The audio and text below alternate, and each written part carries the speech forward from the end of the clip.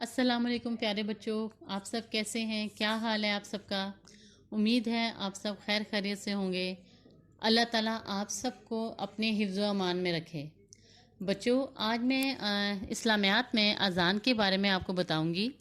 آپ سب کو معلوم ہی ہے کہ ہر نماز سے پہلے اذان دی جاتی ہے، اور تھوڑا سا میں ایک آپ سے شیئر کرنا چاہوں گی کہ اذان کا آغاز کب ہوا، اس کی ابتدا کب ہوئی۔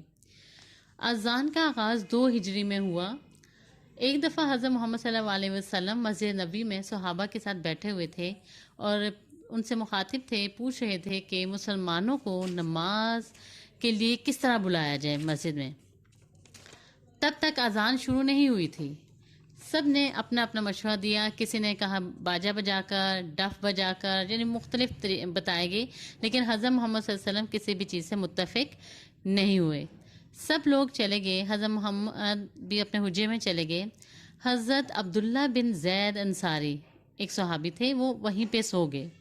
انہوں نے خواب میں دیکھا کہ ایک آدمی ان کے پاس آیا ہے اور اس نے اذان کے کلمات انہیں سکھائے ہیں۔ آپ صبح اٹھے اور فوراً حضرت محمد صلی اللہ علیہ وسلم کے پاس آئے اور انہیں خواب سنایا۔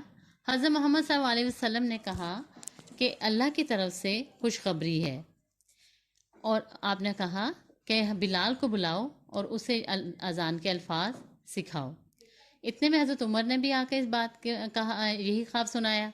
آپ صلی اللہ علیہ وسلم کو حضرت جبرائیل اللہ کا یہ حکم اذان کے بارے میں پہلے ہی دے چکے تھے۔ اس طرح سے اذان کی ابتدا ہوئی۔ ہمارا مقصد اذان کے بارے میں یہ ہے کہ طلبہ اس قابل ہو جائیں کہ اذان کا مطلب سمجھ کر اذان کو یاد کر سکیں، انہیں فجر اور دوسری نمازوں کے میں اذان کا فرق پتہ چل سکے۔ بنیادی طور پر اذان کا مطلب ہے پکارنا، بلانا، یعنی مسلمانوں کو نماز کے لیے بلانا۔ اور اذان کے کلمات معنی کے ساتھ آپ کے سامنے سلائیڈ میں نظر آپ کو آ رہے ہوں گے۔ اللہ اکبر، اللہ اکبر، اللہ سب سے بڑا ہے، اللہ سب سے بڑا ہے۔ اشہد ان لا الہ الا اللہ، میں گواہی دیتا ہوں کہ اللہ کے سوا کوئی معبود نہیں۔ اسی طرح اشہد ان لا الہ محمد رسول اللہ، یعنی آپ کے سامنے عربی اور اس کا ترجمہ ہے تاکہ سمجھنے میں آسانی رہے۔ اور جب نماز کا وقت ہوتا ہے اس وقت اذان دی جاتی ہے۔ اچھا پیارے بچوں، بات یہ ہے کہ جب اذان ہوتی ہے تو اس کا جواب بھی دیا جاتا ہے، اور اذان توجہ سے سننی چاہیے۔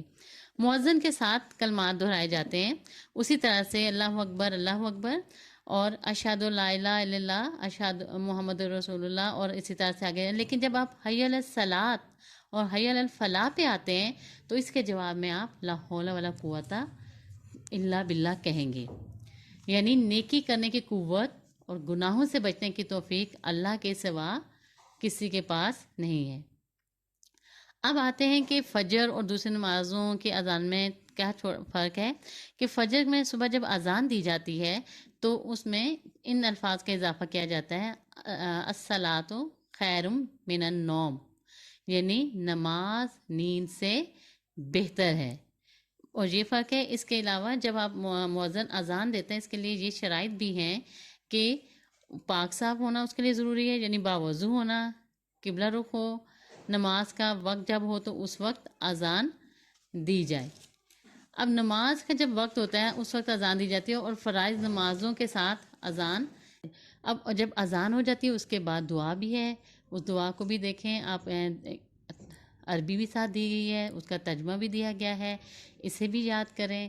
ساتھ آہستہ آہستہ ایک دم سے ساری چیزیں نہیں یاد ہوں گی، آپ آہستہ آہستہ گریجولی آپ اسے یاد کریں گے۔ آپ کو چھٹیوں کے کام میں لنک دیا گیا ہے، آپ اس لنک پہ جائیں، اس سے بھی آپ اذان کھولیں اسے، اور اذان کی اس سے بھی مشق کریں۔